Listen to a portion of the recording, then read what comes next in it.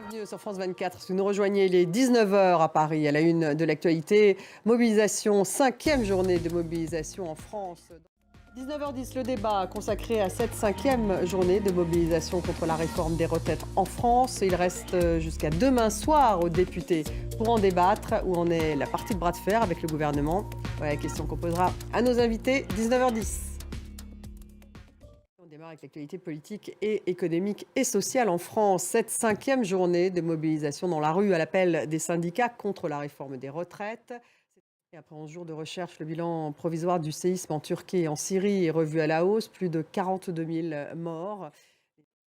Et en Turquie, la distribution de l'aide humanitaire est centralisée. Elle a été confiée à l'AFAD, une agence gouvernementale. Une décision vivement critiquée par l'opposition et notamment par le parti pro-kurde, le HDP. Ils craignent que cette aide profite uniquement aux villes loyales à l'AKP, le parti présidentiel. Ludovic de Foucault à Istanbul.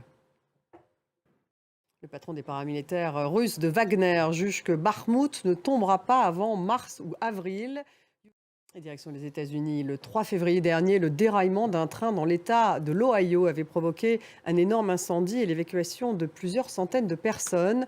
Le train transportait des produits chimiques, inflammables, mais aussi toxiques, qui avaient poussé les autorités à conseiller aux habitants de ne consommer que de l'eau en bouteille. Aujourd'hui, c'est le feu vert pour une consommation d'eau du robinet. Mais sur place, vous allez voir, les habitants ont encore peur. Étienne Paponneau. Merci de nous avoir suivis. Restez avec nous dans quelques minutes. Le débat consacré à cette 5e journée de mobilisation contre la réforme des retraites en France. On va en parler avec mes invités. Restez avec nous.